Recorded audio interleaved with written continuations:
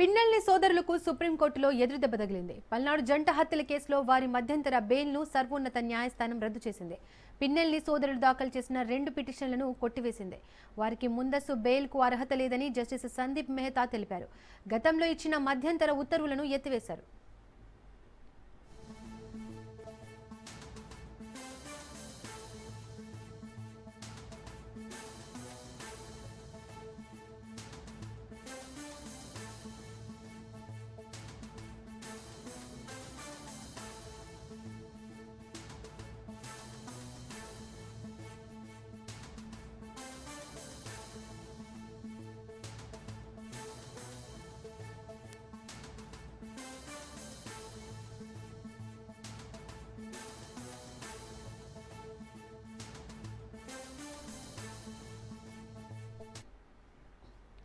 పిన్నెల్లి సోదరులకు సుప్రీంకోర్టులో ఎదురుదెబ్బ తగిలింది. పల్నాడు జంట హత్యల కేసులో వారి మధ్యంతర బెయిల్ను సర్వోన్నత న్యాయస్థానం రద్దు చేసింది.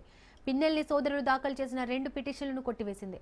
వారికి ముందస్తు బెయిల్కు అర్హత లేదని జస్టిస్ సందీప్ మెహతా తెలిపారు. గతంలో ఇచ్చిన మధ్యంతర ఉత్తర్వులను ఎత్తివేశారు.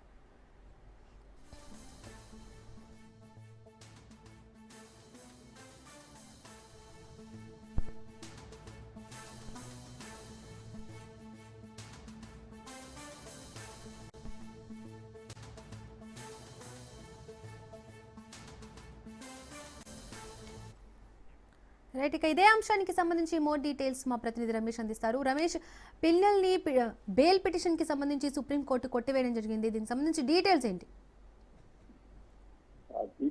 ఇటీవల మార్చల్ల నియోజకవర్గంలో జరిగినటువంటి తెలుగుదేశం పార్టీకి సంబంధించిన 2 కార్యకర్తల హత్యకు సంబంధించి వైఎస్ఆర్ కాంగ్రెస్ పార్టీ నేతలు పిన్నెల్లి రామకృష్ణారెడ్డి ఆయన సోదరుడు పైన ఆరోపణలు వస్తున్నాయి. ఈ నేపథ్యంలో ఈ 2 హత్యకు సంబంధించి పిన్నెల్లి సోదరుడు పైన ఇప్పటికే పోలీసులు కేసు కూడా నమోదు చేసినటువంటి పరిస్థితి కూడా ఉంది.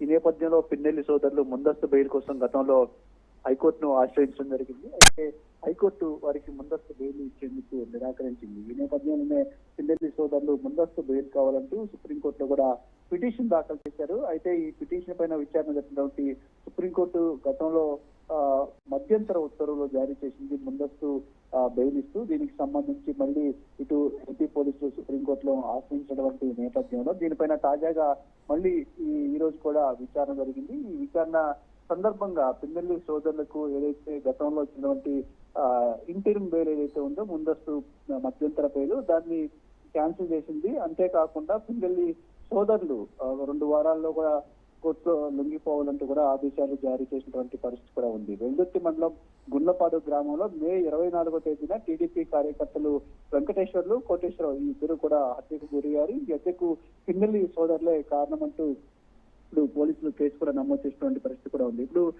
సుప్రీంకోర్టులో పిన్నెల్లి బ్రదర్స్ కు తీర్పు వ్యతిరేకంగా వచ్చినటువంటి నేపథ్యంలో 2 వారాల్లో వాళ్ళు ఇటు లొంగిపోవాల్సి ఉంటుంది. లేదంటే పోలీసులు కోర్టు ఆదేశాలకు అనుగుణంగా పిన్నెల్లి సోదరులను అరెస్ట్ చేసే అవకాశం కూడా ఉంటుంది. కాబట్టి కేసుకు సంబంధించి 20 రోజుల్లో ఏం జరగబోతుందో చూడాలి. మొత్తంగా అయితే ఇప్పుడు పిన్నెల్లి సోదరులకు సుప్రీంకోర్టులో కూడా నిరాశ ఎదురైందని చెప్పుకోవచ్చు. దీపిక.